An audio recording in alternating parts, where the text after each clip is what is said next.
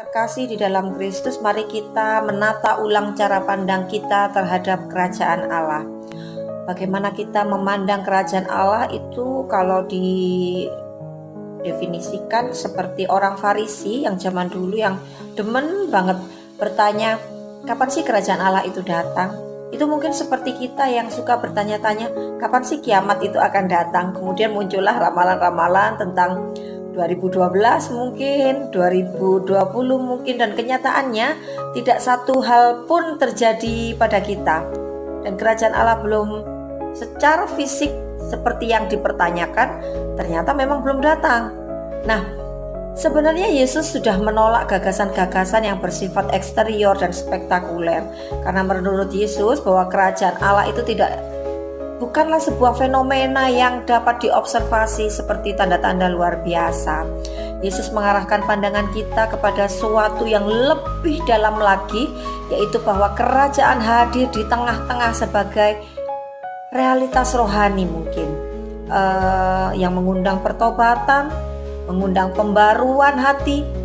Dan yang pasti yang ingin saya ingatkan adalah hidup yang selaras dengan Allah.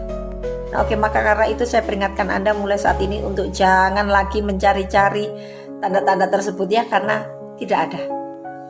Katanya bahwa kerajaan Allah tidak dapat dilihat dengan tanda-tanda yang kasat mata. Ini mengingatkan kita agar nggak terlalu obsesif terhadap tanda-tanda, juga ramalan-ramalan yang mengejar sensasi. Godaan untuk mencari tanda dapat mengalihkan kita dari esensi panggilan Kristiani itu sendiri. Emang esensinya apa? Esensinya adalah hidup dalam iman saat ini, menghadirkan nilai-nilai Injil dalam keluarga, pekerjaan, dan juga lingkungan. Karena apa? Karena kerajaan Allah sesungguhnya hadir di tengah-tengah Anda semuanya. Artinya, Allah bekerja lewat kehadirannya yang merendah. Yang merendah, Bapak Ibu. Apa yang itu yang merendah? Kita beri contoh dalam sebuah pelayanan yang sederhana dalam Ekaristi, dalam persekutuan kecil yang membangun, karena di sanalah wajah Yesus Kristus seringkali tampak. Apakah Anda masih belum percaya? Boleh, coba saja Anda berkumpul, karena sesuai dengan kitab suci bahwa di mana 2 atau 3 orang berkumpul atas namaku, disitulah aku akan hadir. Saudaraku, saya ingin juga mengingatkan bahwa Yesus sudah memperingatkan kita tentang hari ketika di mana Anak Manusia akan dinyatakan. Ia mengingatkan kita untuk berjaga-jaga bahwa jangan mudah tersesat oleh mereka yang mengaku Mesias palsu. Jangan larut oleh kekhawatiran duniawi, dan jangan lengah sampai kita terguncang oleh peristiwa-peristiwa yang mengagetkan.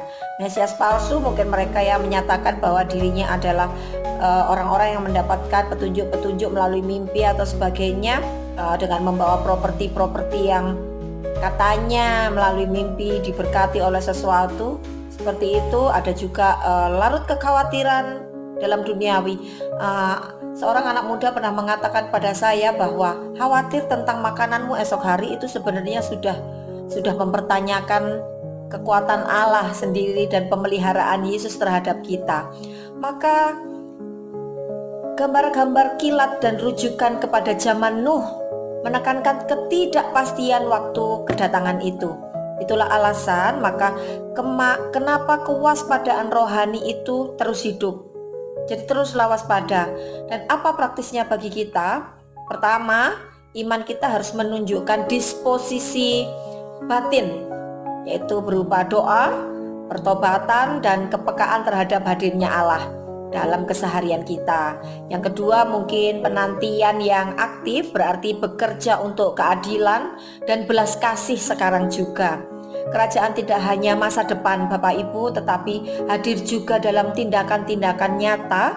Dan yang ketiga, kalau boleh saya beritahukan bahwa komunitas gereja itu penting sebagai ruang discernment.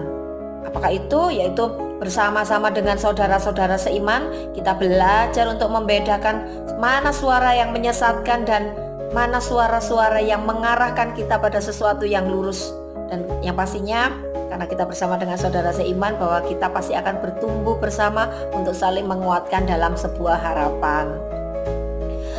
Saudaraku, bahwa renungan ini menuntun kita pada dua sikap, yaitu rendah hati dan menerima kerajaan Allah sebagai hadiah yang sering tampil dalam rupa kesederhanaan.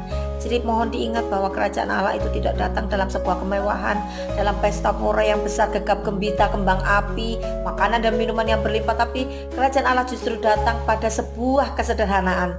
Pakaian yang sederhana, mungkin hati yang sederhana, katekese yang sederhana, renungan yang sederhana, yang semuanya serba sederhana. Jangan khawatir dengan apa yang Anda miliki hari ini, bahwa mungkin Anda merasa ini terlalu sederhana untuk Tuhan. Tapi Tuhan tidak pernah merasa bahwa umatnya memberikan sesuatu yang sederhana, bahwa apa yang dilakukan untuk dia, sekecil apapun itu, Tuhan pasti memandangnya dengan sangat amat baik sekali.